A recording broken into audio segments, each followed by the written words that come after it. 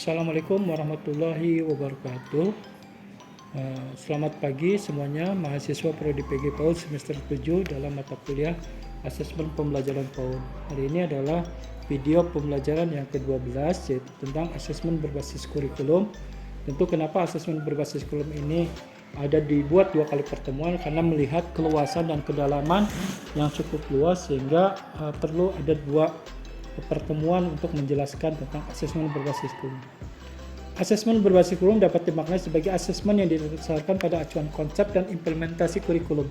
Jadi ketika kurikulum itu dilaunchingkan misalnya oleh pemerintah melalui Dinas Kemenristekdikbud, maka tidak hanya mengatur tentang tata cara dalam pembelajaran, misalnya dihadirkannya modul ajar, dihadirkannya KOSP, tapi juga dihadirkan juga cara bagaimana mengasesmen daripada pembelajaran yang menggunakan kurikulum tersebut. Misalnya hari ini yang sedang gencar adalah sosialisasi asesmen kurikulum Merdeka Belajar. Ada kebedaan-kebedaan dalam cara mengasesmen dalam kurikulum Merdeka Belajar seperti itu. Misalnya bagaimana memahami tentang catatan anekdot. Kalau sebelum-sebelumnya catatan anekdot itu dimaknai sebagai perilaku atau hal-hal yang menunjukkan di luar nalar atau menunjukkan perilaku yang menunjukkan kehebatan, kelebihan daripada anak tersebut.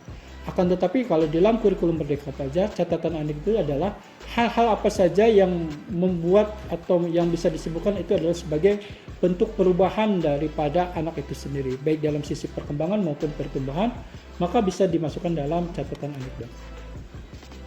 Lalu asesmen berbasis kurikulum. Asesmen berbasis kurikulum adalah metode yang dipergunakan guru untuk menemukan kemajuan anak pada area akademik seperti matematika, membaca, menulis, dan mengeja, seperti itu. Jadi asesmen berbasis kurikulum adalah metode yang digunakan guru dalam menemukan kemajuan murid pada area akademik seperti matematika.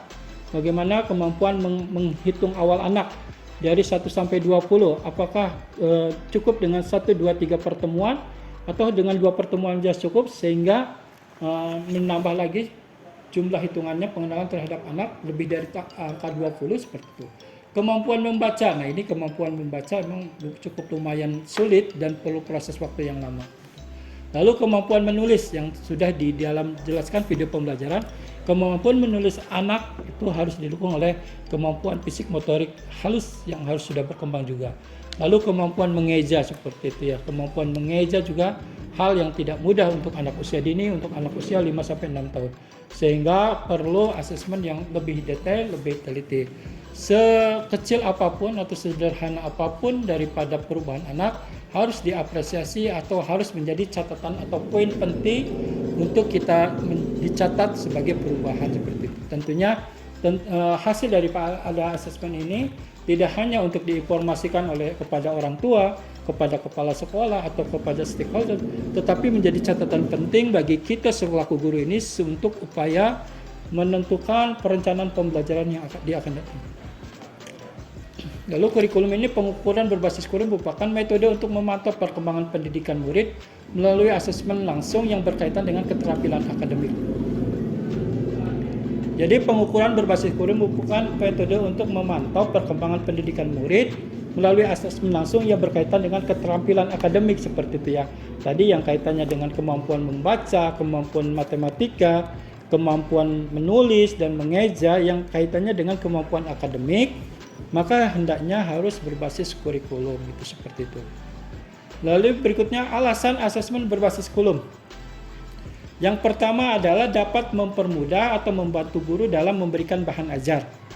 Guru itu ya diprioritaskan atau diharuskan untuk mampu menciptakan bahan-bahan ajar, baik itu bahan ajar yang sumber referensinya dari buku, bahan ajar dari bahan alam dan lain-lainnya, yang sekira-kira bahan ajar itu dapat memediasi, dapat mempermudah anak dalam belajar. Itu daripada pengertian bahan ajar itu sendiri. Lalu berikutnya asesmen berbasis kurikulum itu harus efisiensi. Harus efisien, artinya itu tidak perlu memerlukan biaya yang banyak, ataupun bahan ajar itu bisa dibuat atau digunakan berkali-kali. Itu efisiensi. Lalu efektif juga ya, valid dan nyata. Valid dan nyata itu sesuai dengan instrumen yang digunakan, sesuai dengan teknik yang digunakan, dan sesuai dengan tahapan perkembangan anak itu sendiri. Lalu berikutnya adalah menambah penghargaan terhadap anak. Jadi asesmen berbasis kurikulum ini seyogyanya harus bisa menambah penghargaan terhadap anak dalam perubahan-perubahannya itu sendiri. Yang tadi sudah dijelaskan, bagi anak perubahan yang sederhana apapun, yang sekecil apapun harus diapresiasi dengan baik. Seperti itu adalah hal yang tidak mudah bagi anak usia dini untuk lakukan seperti itu. Nah, itu saja yang bisa Bapak jelaskan tentang bagaimana asesmen berbasis kurikulum. Tentunya acuan kurikulum ini harus benar-benar menjadi sebuah kitab suci, menjadi paduan utama dalam kita melakukan proses pembelajaran. Pembelajaran itu hendaknya terarah, pembelajaran itu hendaknya terencana, sehingga capaian-capaiannya juga akan terukur.